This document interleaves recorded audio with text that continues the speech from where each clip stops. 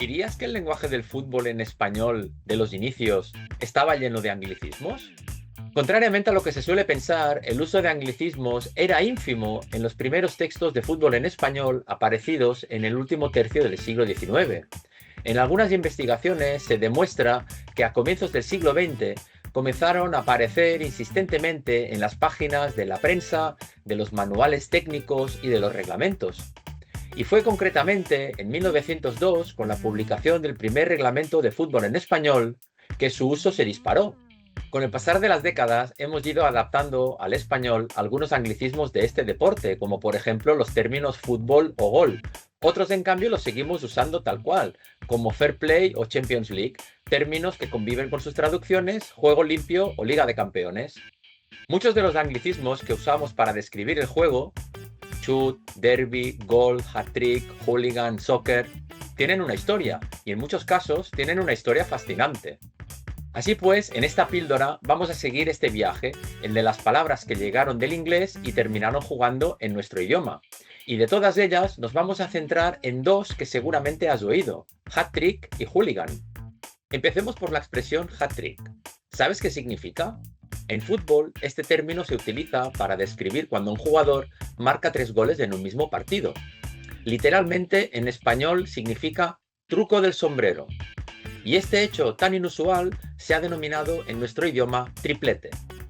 Si bien el uso del término certifica que esta definición es la aceptada por la comunidad futbolística, no existe unanimidad a la hora de definir cómo se deben marcar los 3 goles para que esta acción pueda ser digna de ser denominada hat-trick. Unos indican que estos 3 goles tienen que marcarse consecutivamente, para lo que en este caso se utiliza la expresión hat-trick natural. Otros señalan que el verdadero hat-trick se produce cuando un gol es marcado de cabeza, el otro con el pie izquierdo y el otro con el pie derecho, en cuyo caso el término que se utiliza es el del hat-trick perfecto o hat-trick clásico. Y otros defienden que el verdadero hat-trick se produce cuando un gol es marcado de penalti, otro de falta directa y otro de jugada. En este caso, el término escogido es hat-trick magnífico. Pero más allá del modo en el que se marquen los goles, lo que verdaderamente importa es que un mismo jugador marque 3 goles en un mismo partido, lo que en sí mismo ya es un hecho muy poco habitual. ¿Pero sabes de dónde viene este término? El término hat-trick es un término originario de la prestidigitación, utilizado por los magos cuando realizaban el truco consistente en sacar una paloma o un conejo del sombrero de copa. En inglés, este término pasó de la prestidigitación al cricket porque el lanzador Heathfield Harman Stephenson logró en 1858 eliminar a 3 bateadores contrarios por medio del derribo 3 veces consecutivas de uno de los 2 travesaños situados encima de los 3 palos verticales que conforman la portería en el cricket, situada justo detrás del bateador del equipo contrario. Pues bien, al tratarse de un fenómeno tan excepcional para quienes presenciaron dicha hazaña, como así lo era también para quienes solían observar el truco del sombrero de copa de los magos, dicha acción fue denominada hat-trick.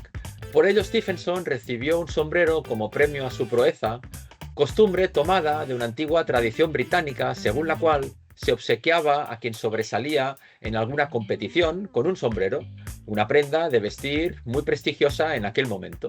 Bueno, pues de ahí la asociación del truco de los magos consistente en sacar una paloma o un conejo del sombrero de copa con el hecho de que un jugador de fútbol marque 3 goles en un mismo partido. Otra palabra importada del inglés con una historia fascinante es hooligan. En este caso no es una palabra que tenga que ver con el juego, sino más bien con la conducta de algunos aficionados alrededor del juego. De las varias teorías, una de las más consistentes apunta que el origen se encuentra en el libro Hooligan Nights, publicado en 1899 por Clarence Rook, que cuenta la historia de un delincuente de la época. La palabra se popularizó en 1898 en Londres a raíz de varios informes policiales que describían a bandas juveniles violentas. Y rápidamente desde 1900 aparecieron noticias de ello en la prensa en español, donde ya se documenta el término hooligan. Con el tiempo, el término hooligan pasó a designar a grupos de aficionados violentos organizados en torno a clubes de fútbol británicos. Y con el pasar de los años, este fenómeno se ha ido haciendo tan popular en el mundo del fútbol, sobre todo a partir de la segunda mitad del siglo XX, que se ha llevado incluso al cine. Entre las películas más recientes se encuentran The Football Factory, Green Street Hooligans o la más reciente, Away Days. En definitiva, se observa cómo hoy en día el lenguaje del fútbol en español está lleno de anglicismos que se han asentado en nuestro idioma de maneras muy distintas. Muchos de ellos llegaron relativamente pronto al español, como corner, gol, match, penalti. Algunos de estos términos se adaptaron rápidamente, como en el caso de shoot o chutar, procedentes de shoot en inglés.